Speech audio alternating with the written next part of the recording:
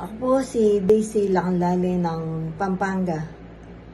Panahon po ng pandemic nang matuklasan ko ang video sa YouTube kung paano nabuksan ang aking diwa at nalaman ang katotohanan. Panoorin po natin ang video na to ng Mensahero ng Silangan.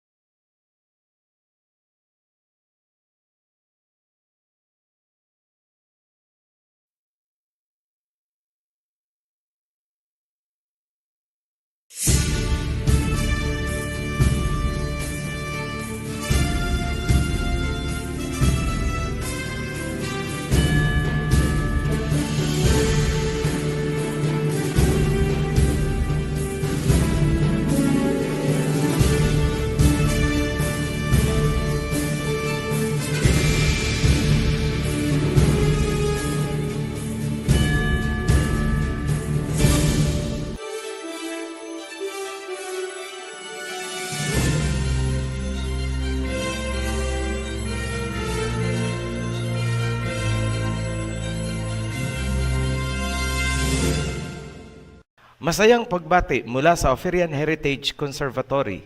Lubos kaming nagpapasalamat sa mga patuloy na sumusuporta sa ating channel. Malaki po ang naitutulong ninyo sa ating Heritage Revival Advocacy. Ang video na ito ay maiksing mensahe upang gabayan ang ating mga kapatiran na hindi malinlang nitong mga bulaang propeta.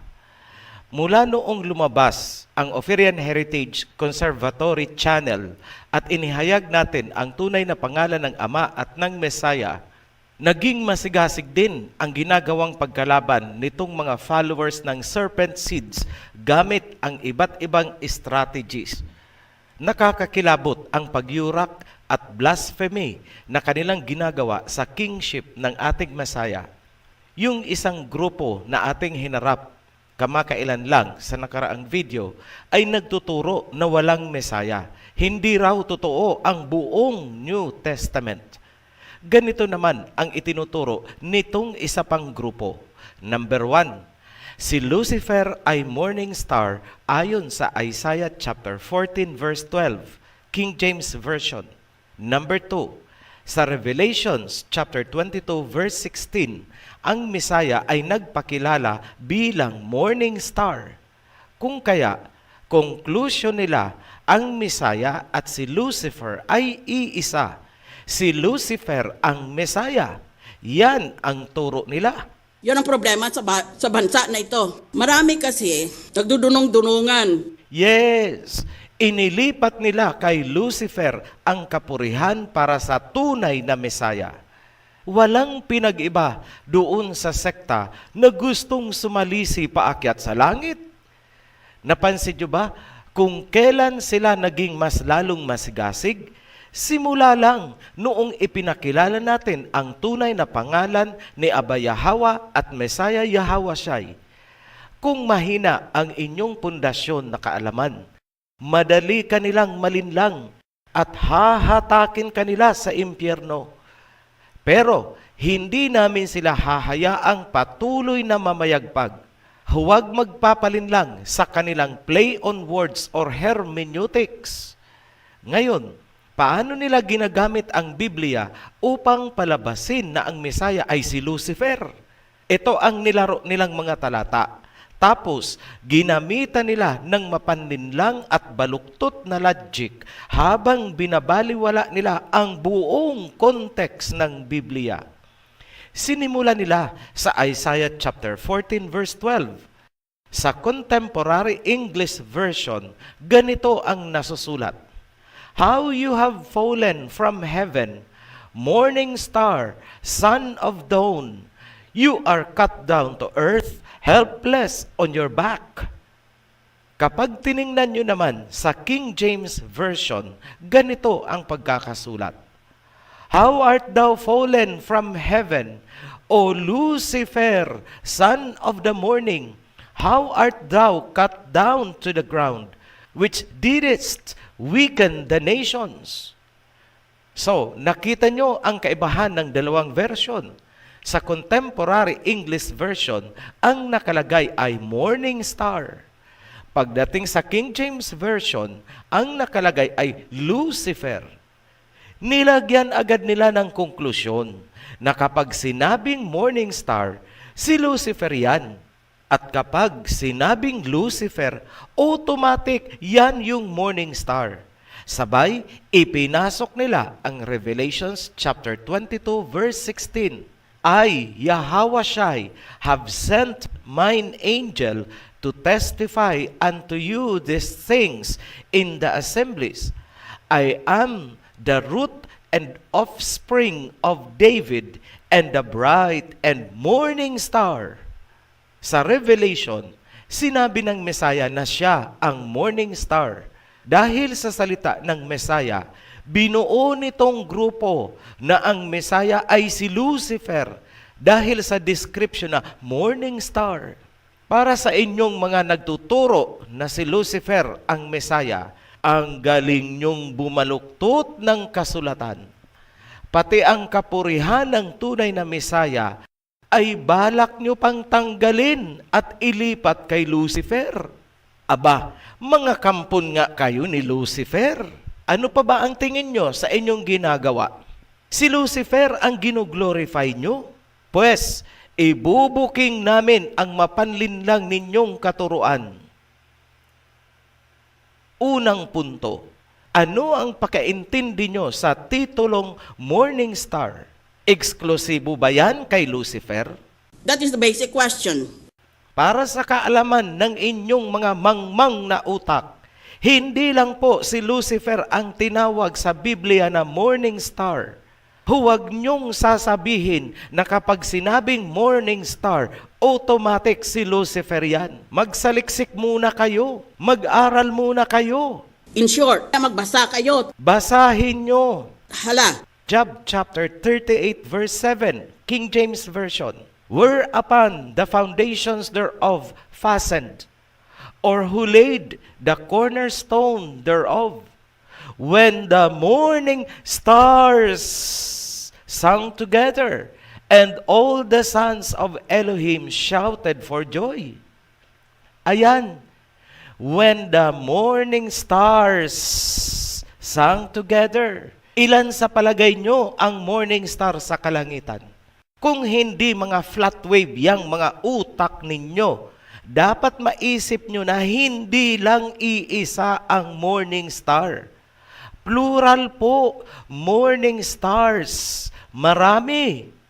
Sasabihin bang morning stars kung nag-iisa lang yan at si Lucifer lang yan? Nag-aral ba kayo ng simpleng grammar? Alam nyo ang kaibahan ng singular at plural? exactly. Hindi nyo dapat ipagpalagay na kapag sinabing morning star, automatic, eksklusibo, walang iba, si Lucifer yan. Kamangmangan ang pinaiiral nyo. Nakita nyo na ba kung gaano kayo kamangmang na pilit nagdudunong-dunungan? Pangalawang punto, sa Isaiah 14, si Lucifer na inyong Messiah ay ibinagsak sa lupa. Bukarat, flat on his back, helpless. Hindi siya isinilang sa angkan ni David. Tandaan nyo yan. Si Lucifer ay hindi isinilang mula sa angkan ni David. Samantalang, ang tunay na Messiah na nagsasalita sa Revelation chapter 22 ay isinilang mula sa angkan ni David. Basahin ninyo at unawain ang nasusulat bago nyo ito i-quote para hindi kayo mangmang. Paano nyong sasabihin na ang Lucifer na ibinagsak at ang Messiah sa Revelation 22 ay iisa? Pangatlong punto, si Lucifer ay napunta sa lupa dahil sa kanyang pagkakasala. Samantalang ang tunay na Messiah ay napunta upang i-proclaim ang kanyang pagiging tagapagmana ng mundo.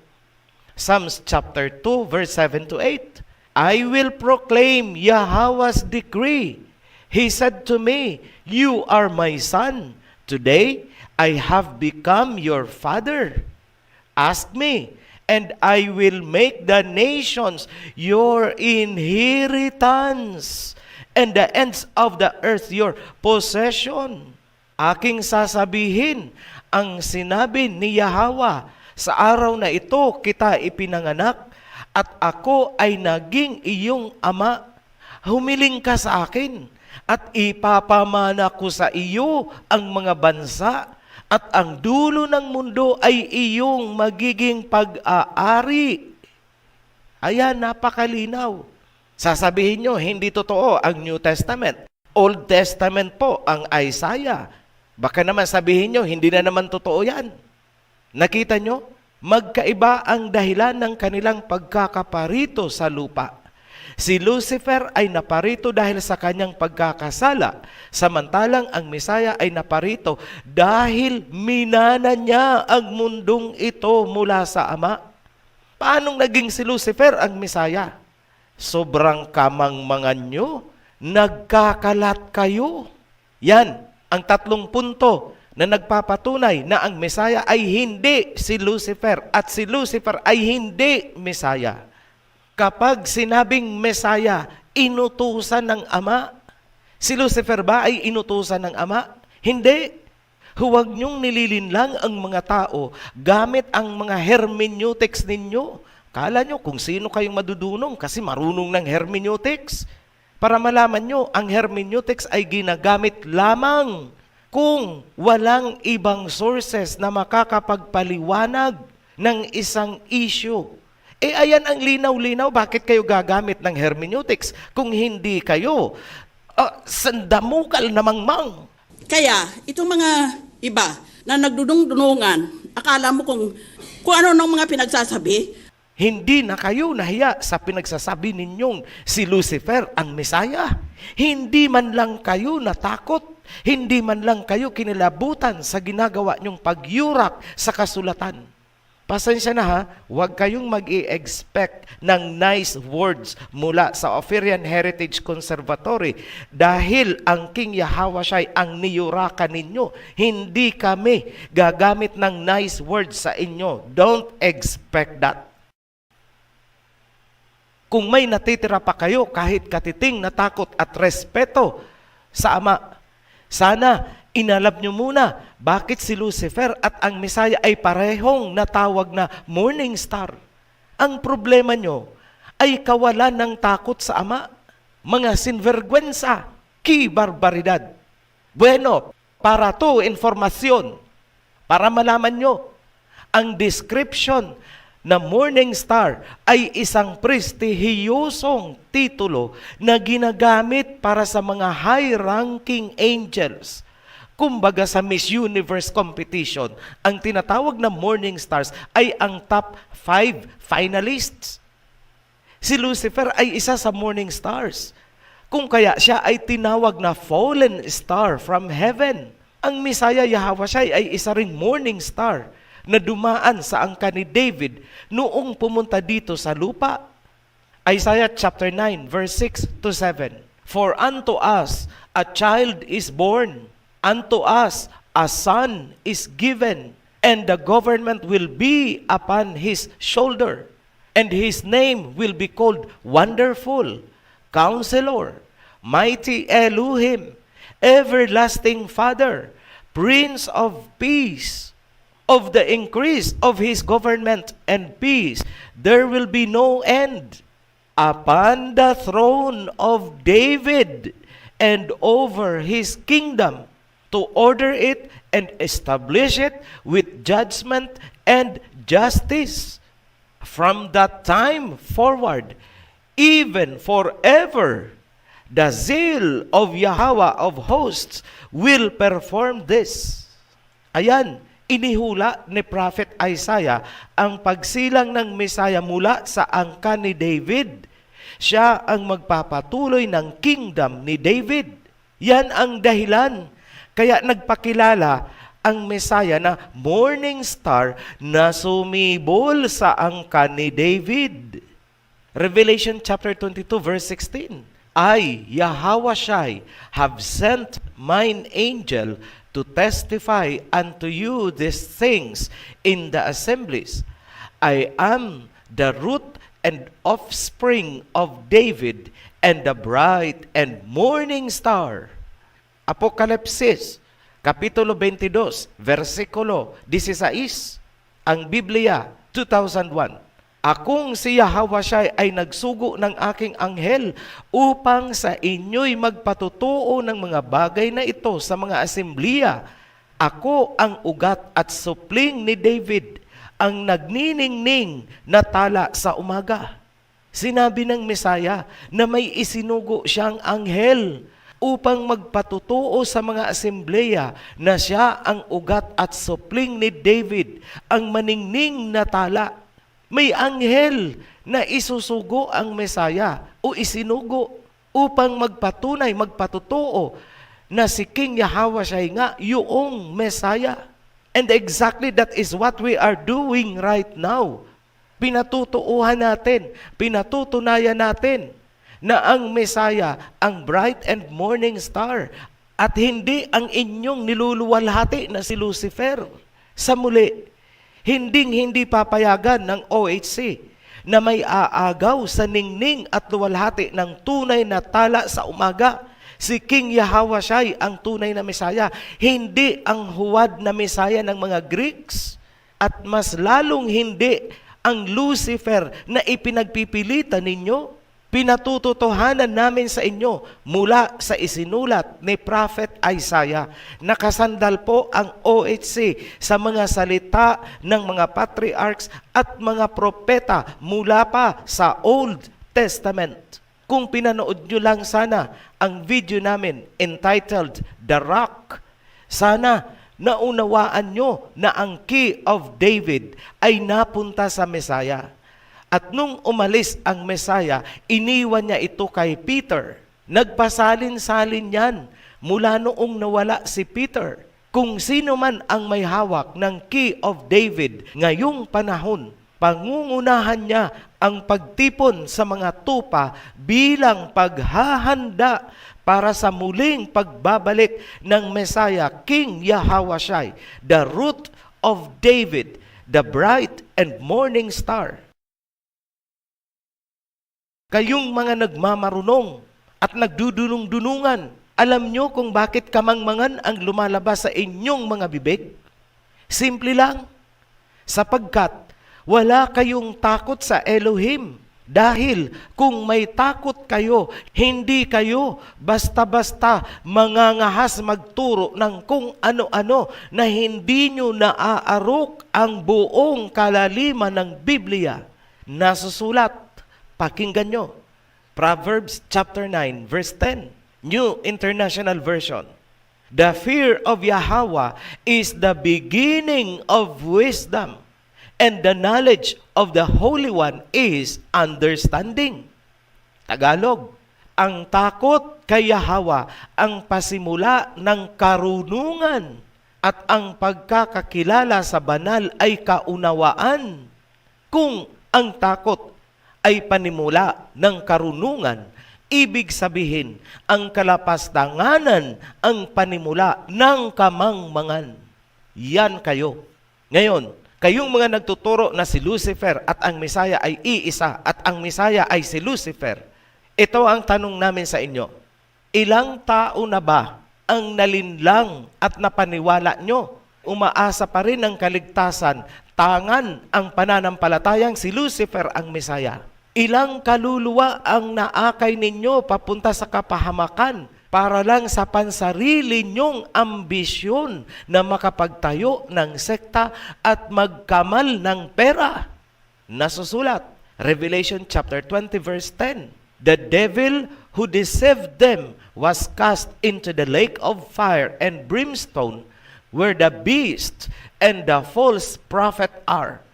And they will be tormented day and night forever and ever. Repent or suffer eternal damnation. Hindi sapat ang pagrepent na gagawin ninyo. Kailangan nyong lunukin ang inyong mga pride. Lunukin nyo ang inyong kapalaluan. Hanapin nyo ang mga taong nailigaw ng inyong katuruan. Akayin nyo sila pabalik sa tamang landas bago pa nila marating ang kanilang point of no return. Tatapusin namin itong video sa pamamagitan ng isang tula na pinamagatang Para sa Kawan. Minamahal kong kababayan at mga kapatiran, naway dinggin ang aming panawagan.